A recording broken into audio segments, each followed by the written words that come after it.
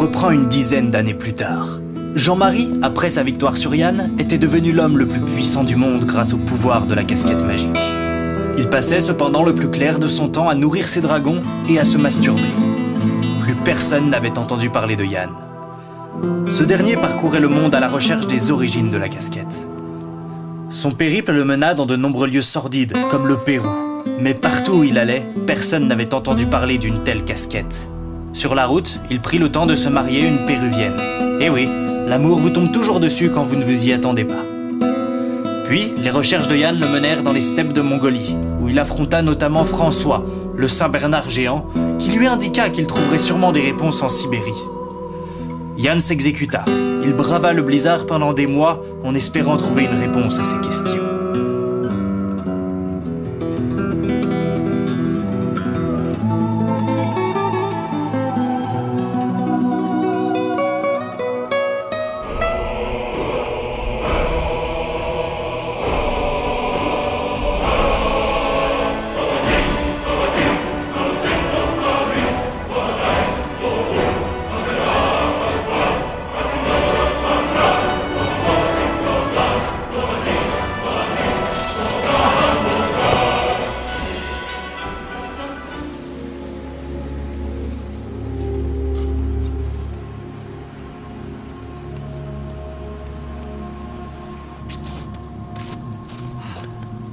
Mais qui peut poser d'aussi grosses pêches?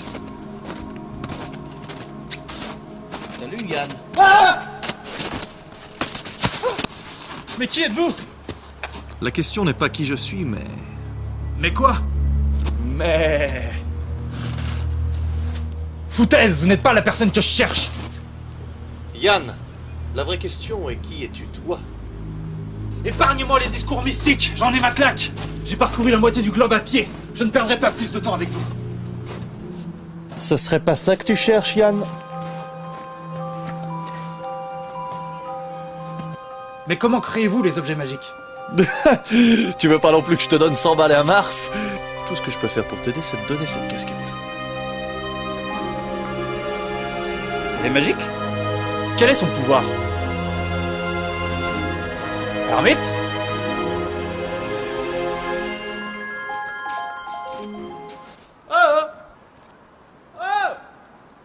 Je déteste les mecs qui se prennent pour Batman. Allez, je rentre à Paris.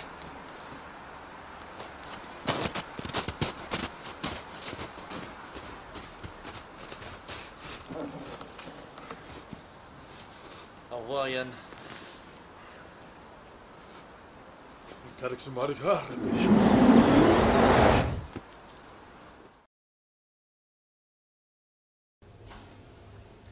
Tu ne devrais pas laisser tes clés sous le paillasson, Jean-Marie. En 5 ans, je vois que rien n'a changé. Surtout pas toi, Jean-Marie. Oh, tu sais, Yann, en 5 ans, j'ai surtout utilisé cette casquette pour draguer des meufs bonnes et surtout pas payer mes courses. Sinon, à part ça, je branle à peu près rien de mes journées. Je n'en reviens pas qu'en 5 ans, tu n'aies même pas utilisé les pouvoirs de cette casquette pour accomplir de grandes choses, aider ton prochain. T'es vraiment un loser, et c'est ce que j'ai toujours pensé. Et maintenant, tu vas payer pour ce que tu m'as fait, et pour ce que tu as fait à Gwendoline. Tu vas mourir.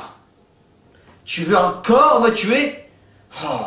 Bon, comme j'en ai marre de ranger l'appart à chaque fois qu'on se querelle, je te propose de régler ça ailleurs. Hein? Très bien, allons ailleurs. Ok, Yann. Je connais un endroit plutôt sympa dans les alpages. Je te suis. Prends ma main.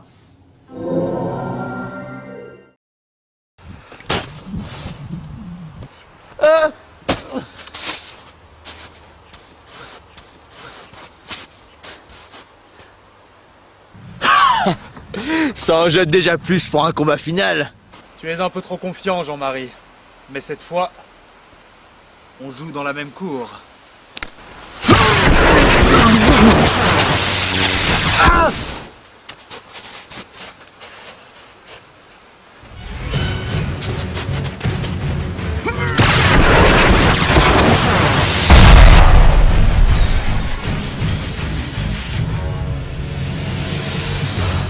Petit, viens la chercher, ta casquette.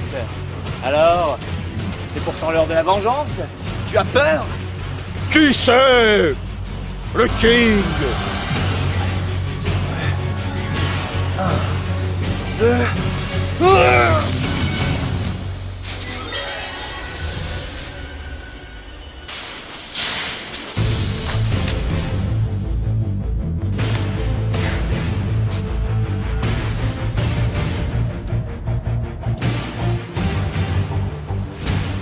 Passons aux choses sérieuses, Jean-Marie. J'ai été méchant avec toi par le passé, mais il y a une vraie différence entre être méchant et tuer des innocents. Cette casquette a révélé ta vraie nature. Tu es devenu dangereux et complètement ma boule. Et je ne te laisserai pas aller plus loin. Boule de feu!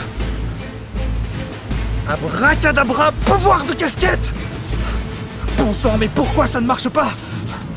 Mais cette casquette est complètement bidon, mon petit Yann. Allez, finissons-en.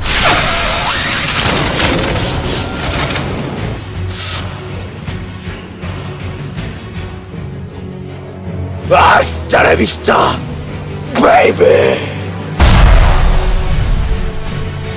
Loser.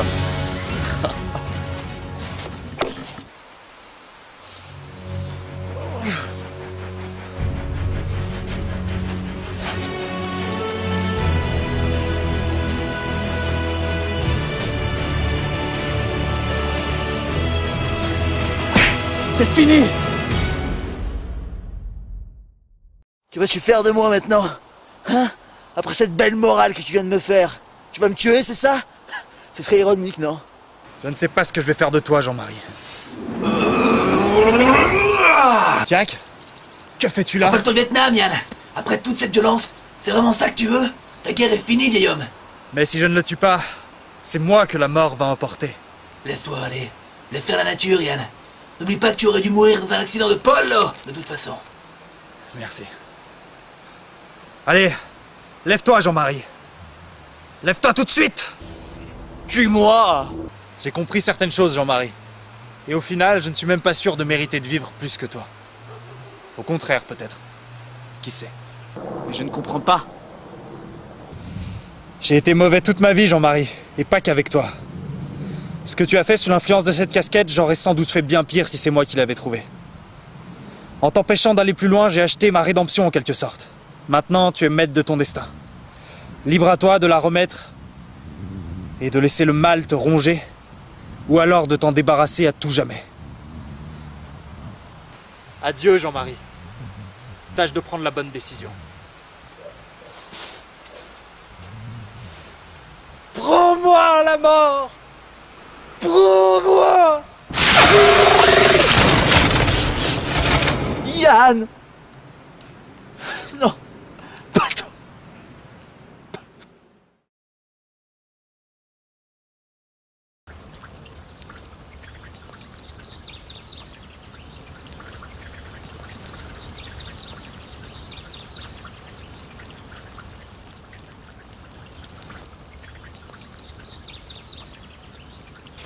Je suis enfin libre, débarrassé du joug de cette casquette.